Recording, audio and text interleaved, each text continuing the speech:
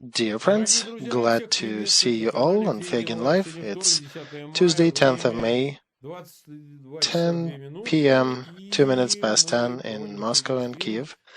Day 76 of war with Olexiy Arestovych. Glad to see you, Olexiy.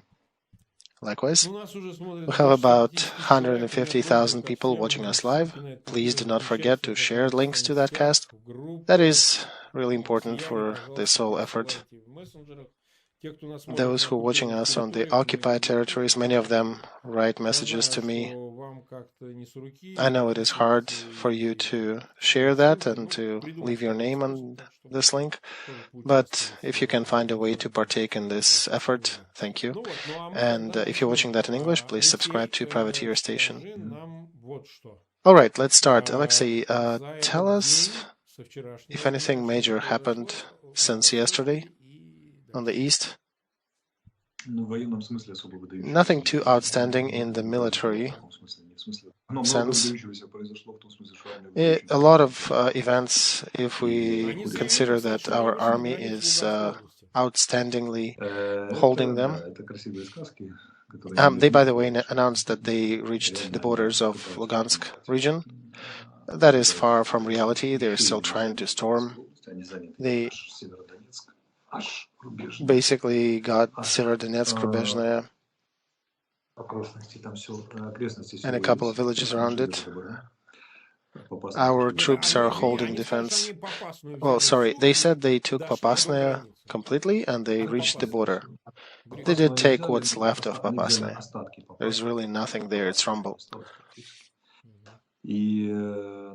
And our troops withdrew to the next outpost and are holding still within the border of Lugansk region.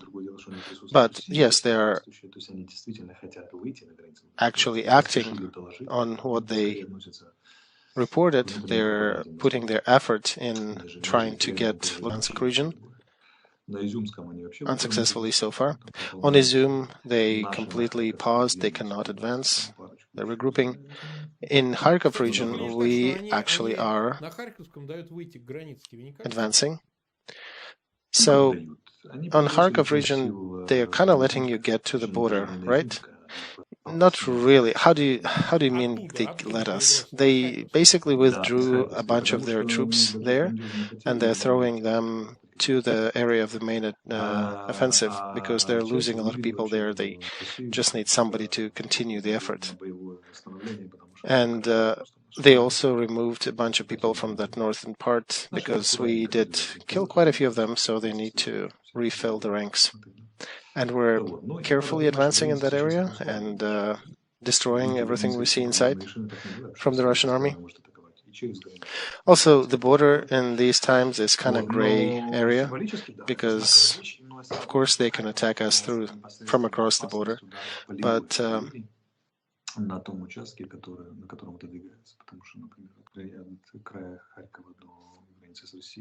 they're moving away from that area, or they're withdrawing, but they still can access us with long-range artillery for like 30 miles away from the Russian border, but at least they withdrew the field artillery. That's usually within 12 to 15 mile radius. So I cannot say it's a full operative success up north, but we're continuing with tactical activities. On Zaporozhye, they completely stalled and they're regrouping. They are attacking us on the east, that what used to be called zone of joint forces, the initial front line. They're attacking near Mariinka, but not too successfully. And Mariupol and Azovstal are still being stormed with everything they have, including long-range Air Force, missiles, tanks, artillery, naval means. So, in Mariupol, one of the heads of defense there, Palomar, I think, did mention that they lost connection with their own hospital and the factory. Okay, I read with the link to Azov. I saw that they lost connection, then they restored it, and then they lost it again. So you need to clarify. So basically, the last one I observed was that their connection with hospital is intermittent.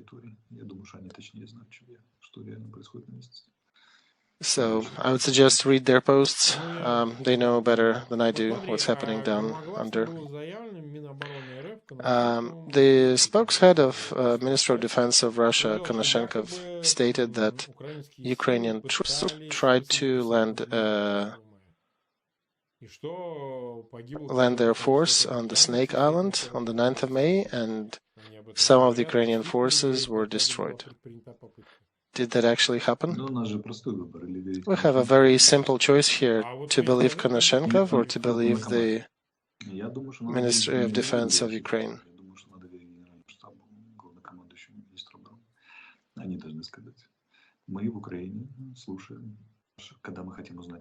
So we in Ukraine, when we want to hear the actual military data, we listen to our military sources. Whenever they say something about Snake Island, we'll address that. All right, got it. So, did you hear that President Biden, after signing the document about Lend-Lease, said that he is turning now to Congress with the request to increase the military support to $40 billion? I think our yesterday cast had its influence on him, because we did mention we need it faster, right? I'm joking. Of course, it is the work of presidential office, our office in the United States, and we did try to impress on them that the end of May is a very long time frame. We need faster and we need more. I'll explain you why, because right now we're holding them. Russian army is throwing everything they have, everything they can collect, everything they can gather throughout the country, through that hidden mobilization. Some reservists who were lured by some social or financial packages, they're being thrown into battle immediately. Their preparation time right now, from 4 to 6 days. From the military point of view, it's nothing. But they throw them in because they need to continue pushing to achieve formal success, that is, reaching that formal border of Lugansk and Donetsk regions. And it's already being announced preliminary to the actual capture of that goal. And I suspect they'll want to continue negotiations once they get to the borders, if they get to the borders. So not that they even gather 5 or 10,000 and then use them smartly. They just keep throwing everything that comes. That means a very hard load for our army that are holding their Russian advancement in the area of the main attack. They've been holding them for over a month in, let's delicately say, in very extraordinary circumstance. It is really hard fight for us. Russian grammar usually precludes from saying very difficult, but they should say difficult. But I would say it is very difficult for us there. And here's an example. Russian troops tried to make a pontoon bridge near one of the villages, and our artillery is very accurate hitting it. So they've done it, and they've hit it, destroyed several times over. So the legend I heard recently, kind of a military joke, that through several tanks on that river, they sunk several of them to put the pontoon bridge over, and our artillery still got them and still destroyed everything. So still worth checking out, to be checked out, but I'm selling for what I bought it. And you need to understand that every story like that costs us blood and a lot of work, a lot of hard work of our hundreds of our experts and soldiers. A lot of wounded people, a lot of dead soldiers on our side too. But they're standing like a wall. They're fighting with not the last force they have, but one before that. So they're really throwing everything they have to at it. So the question is, can we afford ourselves to wait till the end of May for the second stage of Lend-Lease program? Because the first one is already here. We're using some of that equipment on the front already. So the answer is no, we need Lend-Lease help as soon as humanly possible. So if American side can expedite it in any fashion, that'll be a tremendous input into our victory on the Eastern Front. Because our guys and gals are holding the front with their skin of their teeth. Because holding the main offensive direction for 30 days when you have an enemy that is definitely more resources in terms of artillery and aviation. There are very few examples like that of military spirit of holding an enemy like that. I think after the war we'll share a lot of details of that, and people will be amazed by who and how and with which force we're holding it. You know, back in the days, people were saying that mass heroism was a propagandist move from Soviet Union when they were claiming that their troops were showing mass heroism. But that's exactly the term I can use for our front. That is a mass heroism, what I see there now. Although, mass heroism always has the backside, and of course there are problems and other things stemming out of it. But what I can say in general, our soldiers, officers, sergeants, generals, specialists, army and other structures are fighting. I don't even know how to describe that. I'm usually picking words pretty fast, but here I'd probably say on par with the best examples of military heroism throughout the history. With the cost of their lives, they're holding them and even manage to counterattack in some parts. So it's not just holding, it's actually active maneuver war with looking for weak spots in the enemy's lines and using them, looking for their mistakes and using them. So I'm taking my hat off to these people.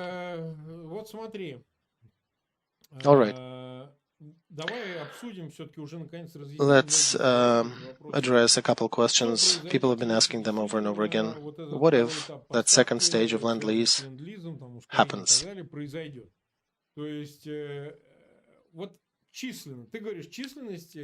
You're saying that Ukraine has enough reserves in manpower who just needs weapons, not just guns, but heavy equipment. Everything that is needed for the front, right? Yes. What will happen if you get that support? It depends when, how soon. Imagine that happened, maybe before the end of May. If we get everything rapidly, our chance of holding and advancing, pushing them back, are tremendous if we get it fast.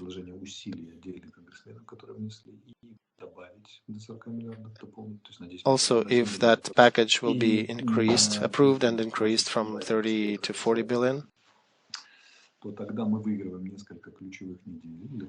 then we may actually, and if we get the support faster, we win over Russian troops in several weeks time frame, because we do have enough resources then on the front, and that will give us the chance for counteroffensive.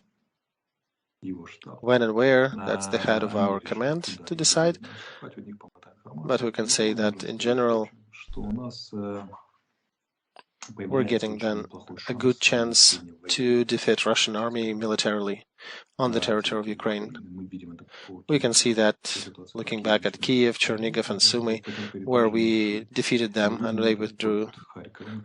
We see that near Kharkov, when we kicked them out and they're retreating, not to be completely decimated. And right now they're advancing just because they're getting the operative success just because of throwing more people into the fire.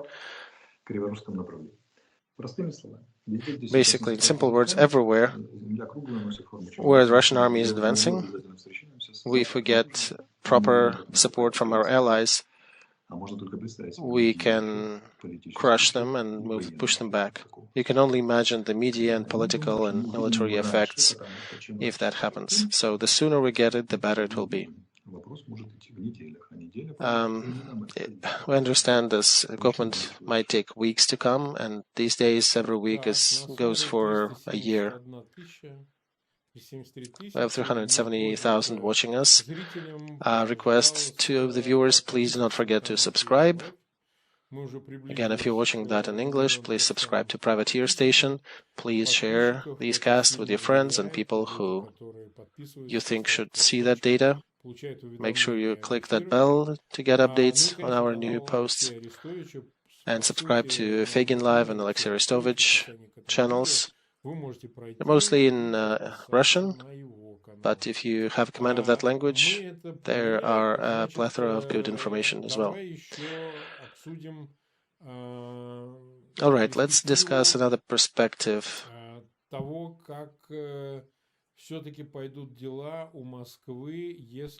will Moscow be doing if, not on the 9th, but they will announce global mobilization in Russia? Could there be a sudden death, what is called, or general push on the front if they get 50 or 60,000 people to throw? That sounds very devilishly, hellishly, but would it mean the end of Ukraine if they throw that many people in fire? So my question is where? What will they arm them with? Sticks and stones? What if they give them assault rifles? So 50,000 of infantry will make 50,000 shots. That's not too crazy. So the number by itself is not threatening. This number is threatening if it is put smartly in the direction of the main advancement and if it is supported by mechanized forces and air and artillery. But I think we already destroyed those mechanized resources for them. So even now they're just driving and riding the remnants of what they had ever. It's also like a carousel in a way. The detachment lost most of its people. They refill people, repack these detachments and send them back. And you can keep repeating that if you give them 20, 30 days off in between. But when the core of such a detachment gets eventually worn out and eliminated, then the battle capacities of that detachment will be degrading as well. So after they go through the certain barrier and they lose the group that actually knows how to fight, younger commanders, the core of that detachment. So regardless of how many people you add to it later, the effectiveness of that troop will be greatly decreased. So if they would come right now, in terms of 1 week, we might have had a problem and we might have need to withdraw a little further. But they have nothing to equip them with. They don't really have people to take and equip them. Well, maybe they have people, they could find ways to recruit more people, but they have no heavy equipment to put them on. Any news in Kherson about the referendum down south? No referendum down there.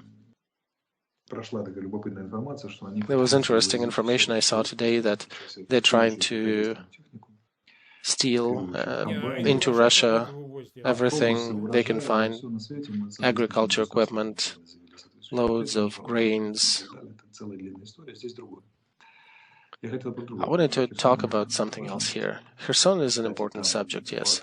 And by the way, there is another torture room according to our operative leads on the ground. Are they shooting people in Kherson? In the region, let's say in the region. Do we know where it is? It's operative data. We're still checking. So we're waiting for our officials to make the statement. After that, we can discuss it in more detail. I posted something today on my channel. Maybe you've seen it. Yeah, I've read it. So what is Russian aviation using now? They're using H-22, an old rocket that is using very toxic fuel, probably hydrazine, side note, and it is usually used for nuclear warheads, and it has a very terrible precision of 200 to 300 yards. When you're using nuclear warhead, it doesn't matter, right? 200 meters to the right or to the left. But right now they're using them with traditional warheads, just explosive, and it shoots. Yeah, it misses the target by 200 yards. So that's a sad picture for our civilians. And also at the same time, they're using some of the super high-tech Kinzhal hypersonic missile, but they're not using anything like Iskander, like the usual rather precise modern missile.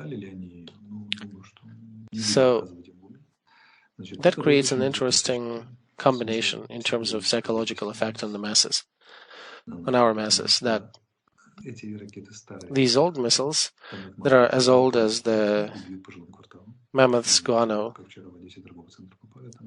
they're hitting everywhere, they're not really hitting the target. And caliber are the ones that are very accurate, and it's really hard also to intercept them. So what they create an interesting psychological effect that is being discussed. So they get as a result a destruction of military target and also destruction around it, of everything around it in the living quarters. So it is a precision strike, but also kind of mixed with a severe threat to the civilians living nearby. Remember how Germans used to use FAU missiles against against Great Britain? That just caused enough terror over there. It was not too successful, but it was a weapon of terror. And I did post today that it's a tactic developed on purpose. Even if it was not initially designed as such, it does create an effect. And every one of our citizens who are writing in their media that they don't give a flying F about it, they need to get their stuff together and win that war, win over that fear now within themselves.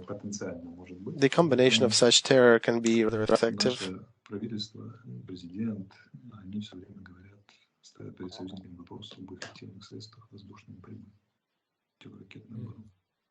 So our president and his assistants are always discussing that question with our allies about anti-missile defense, everything that can be used to protect our cities against that menace.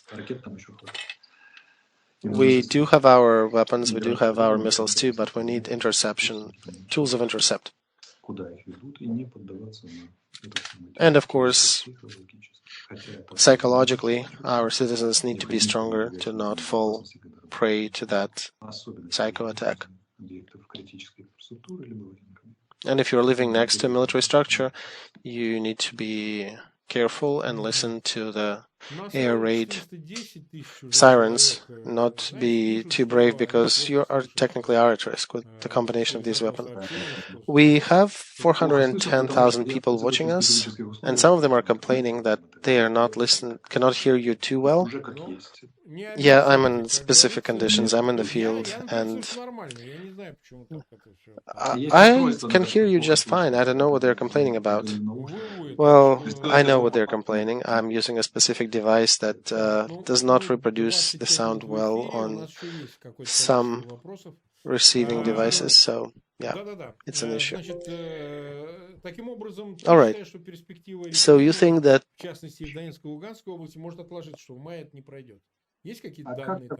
the perspective of referendums in Kherson and Lugansk and such is not really going to happen soon. How do you do that? Who will believe you after all the military annexation? It is lying on the table as an option. But you do need a thorough military preparation to try to pull it off. And we've seen some attempts to do that before. But after 9th of May,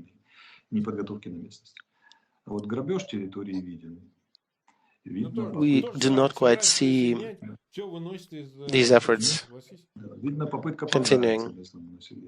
There are attempts to get locals to like them, to negotiate with them, to give them some food. There are other attempts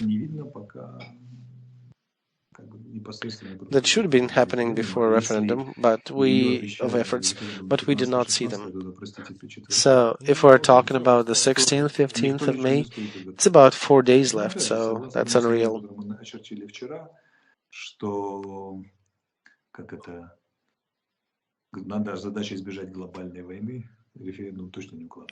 So, as we discussed also yesterday with our colleagues here, that addressing Putin's speech that had a goal to avoid global nuclear war, it is not exactly a smart decision to annex more territories in order to get there. That's why I gauge this probability as low, although it doesn't mean that it may not go higher and escalate. It just they don't really have much resources to escalate at the moment. Okay, let's talk about another thing. You probably know, and I think you do, if the Legion Freedom of Russia is fighting on the front. Are they out there at the front? Yes, they are. And they're fighting well. How big are they? Is it tens, hundreds? Let's say several tens, several dozens. So that's like a detachment? Yeah, that's like a separate special detachment that is masked as a usual Ukrainian military force. So how are they fighting? Oh, they're fighting really well. Do you know that people are saying they have their own Telegram channel? Yeah, they do have one. And they do turn to officers and soldiers of the Russian army.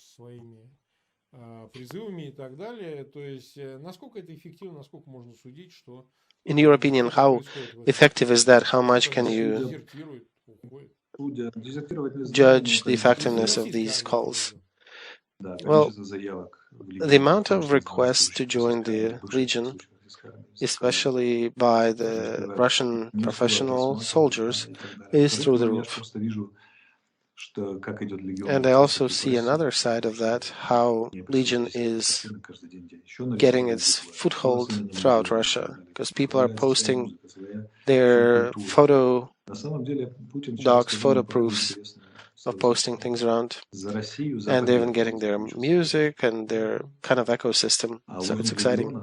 And interesting note, yesterday during the parade, Putin said, "For Russia, for victory."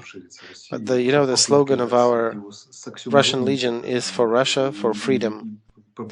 So one can say that he is trying to counter the Legion with his own goals and his own push. And we keep hearing that in his close friends, it's a mix of fear and annoyance of having that Legion in Russia. In military, they also are working with the personnel to make sure that nobody has leaflets about Legion of Russia, and if we find a leaflet, we'll execute you. But leaflets are coming, and soldiers are using them. They read them and they understand their options. So we can't even process everything. It's so many. So these are just Russian citizens? Well, not just citizens, they're actually military professionals. There are some people from very serious detachments that are trying to apply. So how are they trying? How will they get into Ukraine these days? That's a good question. It is hard to get to Ukraine these days, and if you cannot get to Ukraine, why don't you continue doing that in Russia? You might as well do it on your own territory. Do you think among these people who are trying to get to Legion are the KGB agents? Of course, I think there would be some. And we only have a system that helps to clean out, weed out possible weak points. And the system of selection is very difficult.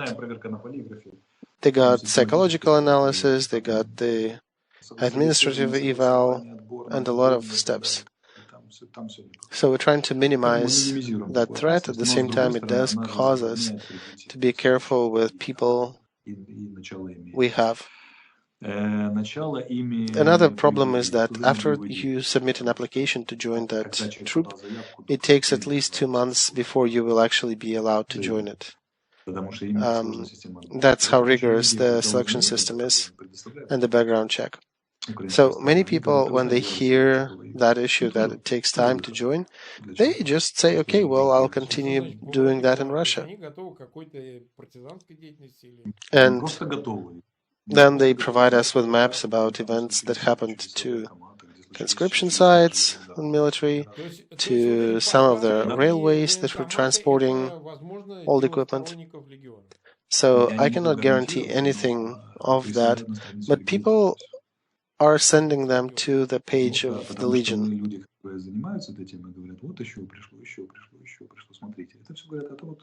So even if you just Google Legion Freedom of Russia, you'll see some of the military establishments that were burnt and other things that are happening here and there. So, more questions in chat. People are asking. Oh, please ask them by any means. I'll be glad to answer. So, question about Belarus. Belarus is announcing that they're doing a military training on the border with Ukraine. And some people are saying that Belarus, maybe, just maybe, they're planning an attempt to join the war.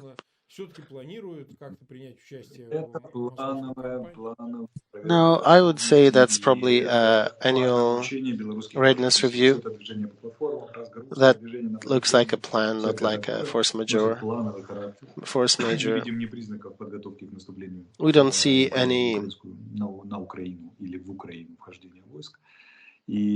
possibility for them to go across the border and attack us here. And, looking back, they did not have, manpower to join everything, or, willpower? And now they all of a sudden have enough troops and will to go and fight Belarus, to go and fight Ukraine?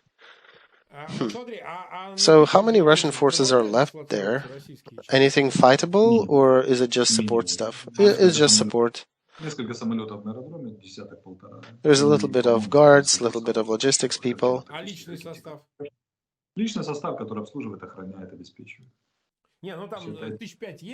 Do you think they have at least 5,000 people?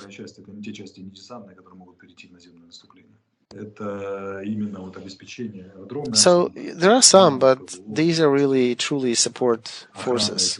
Like they're guarding the airports and fuel depots. They're not the advancement troops. They're not advancement shock troopers. All right, you did say that you never can discount the wish of Russian troops to come back to Kiev. Well, the thing is, you need to differentiate the plans from the capabilities. And they're talking about these things, but I don't see how in reality they can do it. And if they throw those 10,000 that they aggregated to keep fighting near Kiev, that'll be another problem that I don't see the Russian economy even trying to solve. So I believe they will not do that. Yeah, people are saying it would be nice to many things. Doesn't mean it'll happen. So any game, any game changer in Belarus from the Russian army side, what can they use to even suppose such a movement, such a shuffle? They have nothing.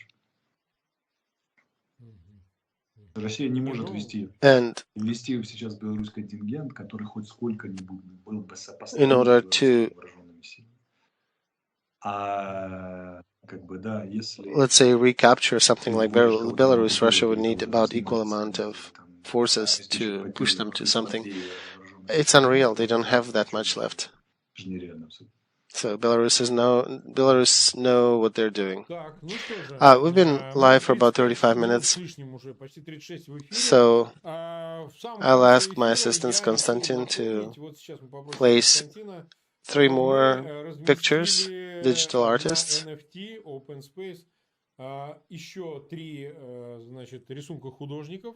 that are up for sale, and we announced that all the artists submit their works, and after we collect all the money for these NFTs and other items, we'll make a decision where to send it to, but we'll also discuss with Olexiy to make sure that we know the best way to send it. So if you can visit us, please do leave your likes, share if you can.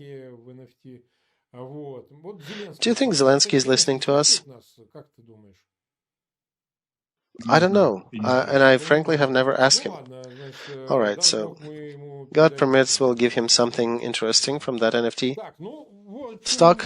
All right, tomorrow I suggest we go back to discussing more things that we did not touch today.